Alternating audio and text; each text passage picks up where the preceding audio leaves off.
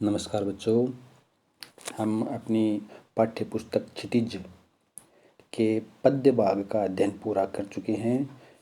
अब हमें गद्य भाग का अध्ययन करना शुरू करेंगे।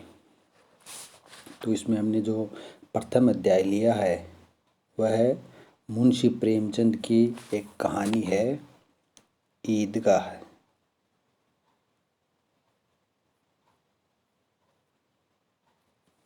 ईदगाह ईदगाह किसे बोलते हैं? ईद के अवसर पर जहाँ पर नमाज पढ़ते हैं उस छत्र को बोलते हैं ईदगाह, उस स्थान को बोलते हैं ईदगाह। तो मुंशी प्रेमचंद की ये एक कहानी है, बहुत ही सुंदर और प्रेरणादायी कहानी है। तो आज हमें पहले लेखक प्रेमचंद का जीवन परिचय पढ़ लेते हैं, उसके बाद में कल से इस कहानी का अध्ययन करना शुरू करेंगे। देखो, मुंशी प्रेमचंद का जन्म हुआ था 1880 वाराणसी के लम्ही ग्राम में और उनकी मृत्यु हुई थी 1936 में। तो 1880 में जन्म हुआ था, 1936 ईस्वी में इनकी मृत्यु हुई थी। जीवन परिचय पढ़ते हैं। हिंदी जगत में कलम के सिपाही, देखो ये इनकी विशेषता है, कलम के सिपाही। ये नाम आप लेखक परिचय कर रहे हो तब लिखना है, ये नाम आप इनसे व्याख्या कर रहे हो तब लिखना है, ये नाम इसी पाठ से आए हो, यदि प्रश्न के उत्तर कर रहे हो तब भी आप लिख सकते हो कलम के सिपाही मुंशी प्रेमचंद। समझ में आई बात? तो ये इनकी विशेषता, ये इनका उपनाम है, कलम के सिपाही। तो हिंदी साहित्य के क्षेत्र में कलम के सिपाही के नाम से मशहूर मुंशी प्रेमचंद का जन्म वाराणसी जिले के लम्ही ग्राम में हुआ था। उनका मूल नाम क्या था? धनपत राय। ये भी मुख्य बात है, उनका मूल नाम था धनपत राय। सरकारी नौकरी से त्यागपत्र इस्तीफा देने के बाद उन्होंने अपना सारा जीवन लेखन कार्य के प्रति समर्पित कर दिया। प्रेमचंद उर्दू में नवाब राय नाम से लेखन कार्य करते थे। उपन्यास के क्षेत्र में उनके योगदान को देखकर बंगाल के विख्यात उपन्यासकार शरत चंद्र चट्टोपाध्याय ने उपन्यास सम्राट कहकर संबोधित किया। तो इनकी उपाधि होगी दो, एक तो कलम के सिपाही, एक उपन्यास सम्राट। उपन्यास सम्राट क्यों कहा? कि उपन्यास लेखन के क्षेत्र में इन्होंने महत्वपूर्ण योगदान दिया। सबसे विख्यात लेखक माने जाते हैं उपन्यास लेखन के क्षेत्र में ये। तो ये उपाधि इन्हें दी। बंगाल के उपन्यासकार शरत चंद्र चट्टोपाध्याय ने मुंशी प्रेमचंद को उपन्यास सम्राट कहा। तो ये नाम भी आप लिख सकते हो कि यदि व्याख्या कर रहे हो तो प्रस्तुत गद्यांश से उपन्यास सम्राट मुंशी प्रेमचंद द्वारा रचित कहानी ईदगाह से अवतरित है। तो आप उपन्यास सम्राट नाम जो वाक्यांश है इसका उपयोग कर सकते हो, कलम के सिपाही जो वाक्यांश है इसका उपयोग कर सकते हो। दोनों ही वाक्यांशों का उपयोग आप व्याख्या में, प्रश्न उत्तर में और लेखक परिचय में आपको करना है। अब देखो आगे।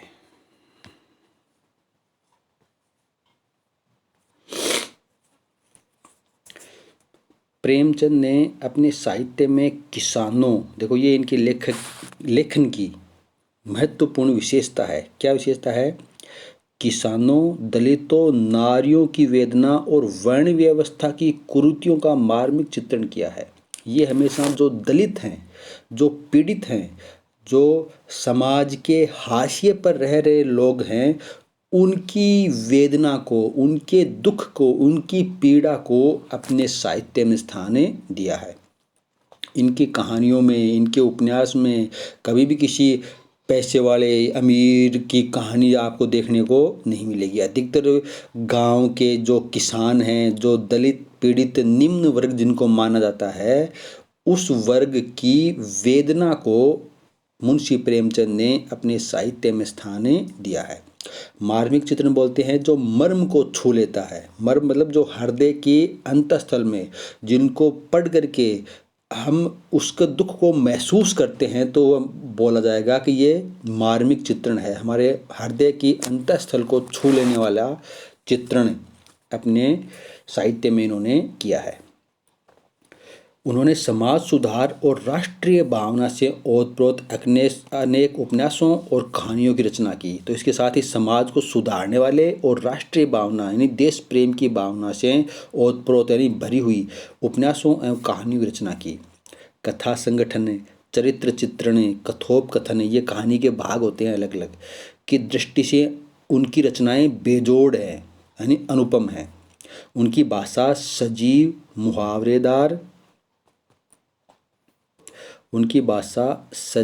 मुहावरेदार, और बोलचाल के निकट है। हिंदी भाषा को लोकप्रिय बनाने में उनका विशेष योगदान दिया है। अब देखो एक वाक्य आया है यहाँ पर, उनकी भाषा सजीव है, मुहावरेदार और बोलचाल के निकट है। तो ये बात आप व्याख्या करोगे तो व्याख्या में एक पॉइंट भाषा का लिखना होता है कि ये भाषा किस प्रकार की भाषा का प्रयोग किया है। तो भाषा सजीव, मुहावरेदार और बोलचाल के निकट है। ये बात आप याद रखना है, अपनी किताब में इसको अंडरलाइन रेखांकित कर लो। एक तो ये उपन्यास सम्राट, एक ऊपर आया था कलम के सिपाही, ये दो बातें, एक मूल नाम धनपत राय, फिर यहाँ से है किसानों की, दलितों की पीड़ा को व्यक्त किया है, ये महत्वपूर्ण बात है। और भाषा सजीव, मुहावरेदार और बोलचाल के निकट है। ये तीनों ही अंडरलाइन कर लेनी है आपको अपने। प्रेमचंद का पहला कहानी संग्रह क्या था? सोजे वतन। उसका नाम था सोजे वतन। सोजे का अर्थ होता है दर्द, वतन का अर्थ होता है देश, यानी देश का दर्द नाम से आया था, जो 1908 में प्रकाशित हुआ। सोजे वतन यानी देश का दर्द। देशभक्ति से ओतप्रोत, देशभक्ति से भरा हुआ होने के कारण इस पर अंग्रेजी सरकार ने रोक लगा दी। क्योंकि कब आया था? 1908 में। तो 1947 तक तो अंग्रेजों का ही राज था, तो अंग्रेजी सरकार ने इस पर रोक लगा दी। लेखक को भी भविष्य में इस तरह का लेखन न करने की चेतावनी दी। इसी कारण उन्हें नाम बदल कर लिखना पड़ा। देखो ऊपर आया था नाम कि प्रेमचंद उर्दू में नवाब राय नाम से लेखन कार्य करते थे उर्दू भाषा में, लेकिन उन पर सोजे वतन जो उनका कहानी संग्रह था, प्रथम कहानी संग्रह था, यह देशभक्ति से भरा हुआ होने के कारण अंग्रेज सरकार ने इस पर रोक लगा दी। और जो लेखक थे, नवाब राय नाम से लेखन कार्य करते थे, उस पर भी आगे लिखने से रोक लगा दी। इसलिए उन्होंने नवाब राय नाम छोड़ करके और प्रेमचंद नाम से हिंदी में लिखना शुरू किया। मूल नाम क्या था? धनपत राय। उर्दू में लिखते थे नवाब राय नाम से, उन पर रोक लगा दी तो प्रेमचंद नाम से हिंदी में लेखन कार्य करने लगे। मरणोपरांत इनकी कहानियाँ मानसरोवर नाम से 8 खंडों में प्रकाशित हुई हैं। यानी इनकी जितनी भी कहानियाँ हैं वह सारी मानसरोवर, पुस्तक का नाम है मानसरोवर, भाग 1, भाग 2, भाग 3, यानी अलग अलग खंड करते हुए 8 खंडों में मानसरोवर में इनकी समस्त कहानियाँ प्रकाशित हुई हैं। अब इनकी कुछ प्रमुख कृतियाँ हैं। कहानी संग्रह है एक, मानसरोवर, जिसके 8 भाग हैं। उपन्यास इनके कौन कौन से हैं? निर्मला, सेवा सदन, प्रेमाश्रम, रंगभूमि, क्रमभूमि, गोदान और गबन, ये इनके प्रमुख उपन्यास हैं। नाटक हैं करबला और संग्राम। नाटक क्या है? करबला और संग्राम। पत्रिकाएं माधुरी, हंस, मर्यादा और जागरण, इन पत्रिकाओं का इन्होंने संपादन किया। तो ये इनकी पत्रिकाएं हैं। अब थोड़ा सा पाठ परिचय पढ़ लेते हैं ताकि कल से हम कहानी शुरू कर सकें। ईदगाह मुंशी प्रेमचंद की बाल मनोविज्ञान को चरितार्थ करने वाली एक प्रतिनिधि कहानी है। देखो ये मेरी अंडरलाइन करवाई हुई है, ये प्रश्न भी आया था इसी साल। ईदगाह मुंशी प्रेमचंद की बाल मनोविज्ञान